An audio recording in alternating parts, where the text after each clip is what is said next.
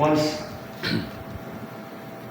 what if there are no planes out of Chuuk anymore? In fact, I relayed those thoughts to my friends at lunch today. I was like, hey guys, what would happen if United stopped flying to Chuuk? What would happen? Well, I will join your church. I mean, you are here. You are here. Isn't that cool that you're here? And I'm here, we're here. But would God really know that I'm here? It's a good question, isn't it? Yes. Yes. Would God really know that I'm here? Yes.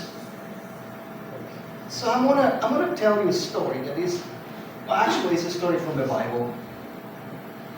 It's a story that has captured my attention because it's one of the least known stories that has two important names of God. And it's in Genesis 16. You probably know this story. Genesis 16. I want to start with verse 7 of Genesis 16. And then I'm going to tell you this story. That way you get the picture. Genesis 16. The angel of the Lord found Hagar near a spring in the desert. It was the spring that is beside the road to Shur. And he said, Hagar, slave of Sarai, where have you come from? And where are you going? She said, I'm running away from my mistress, Sarai, she answered. Then the angel of the Lord told her, go back to your mistress and submit to her. The angel added, I will increase your descendants so much that they will be too numerous to count. The angel of the Lord also said to her, you are now pregnant and you will give birth to a son. You shall name him Ishmael, for the Lord has heard of your misery. He will be a wild of a donkey of a man, and his hand will be against everyone, and everyone's hand against him, and he will live in hostility towards his brothers. Hagar gave this name to the Lord who spoke to her. She said,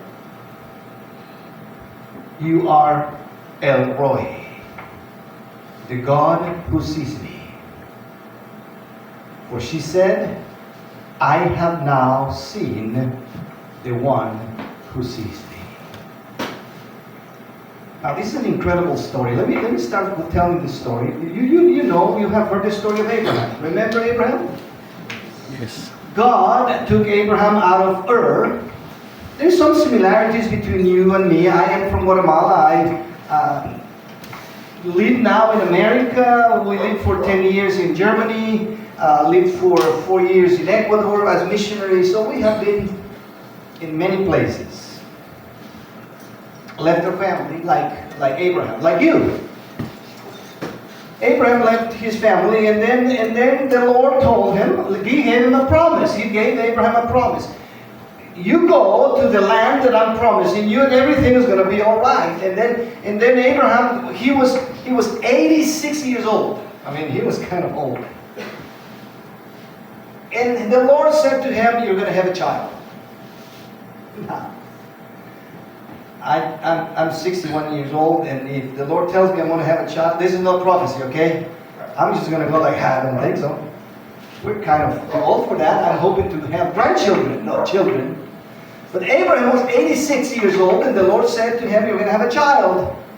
And Abraham believed that. Abraham believed that. Listen, Abraham believed that God had promised him. He left Ur of the Chaldeans, left family and everything. He left and went to Canaan, and while he was in the place of the promise, God said to him, now I'm going to give you a child. That way you have descendants. And Abraham said, okay. His wife, and not too sure. She was like, I don't think so. But then she started laughing. And the Lord said, don't laugh. You're going to have a child. Okay. So finally they came to terms that God had a promise for them. But let me tell you what happens with humans. Have you noticed that we humans are kind of dumb? We are dumb. Sometimes God gives us a promise, we believe it, but then we decide to do our own thing. It's like the story of this girl. They tell me the story of this girl that found a rose in a bud. She found a rose, and mom went to the store, and when she found the rose, but it was in a bud, so she decided, I'm gonna open it. Because she knew that roses were like this. You know, roses are not like this, roses are like this. So she went ahead and started opening the rose. And you know what happened? Guess what happened? She destroyed the rose. The thesis. But they tried to open, all the petals started coming on the floor, and mom came and she said, honey, what happened? And she said, this is what the girl said. I was trying to help God, and I destroyed the petal. Well, that's what this story is. The context of this story is that Sarah, she knew that God was going to give her a child. And so did Abraham. But they were trying and nothing happened. Nothing happened. So she kind of got tired of it. And she went crazy. She said to Abraham, Abraham, you know what? We're too old for this business, but if you're going to be a father, why don't you have a father with the servant, with Hagar? And Abraham was not too smart. He said, oh, sure. Why not? That's what he did. That's the story. I'm not making that up. So Hagar was pregnant.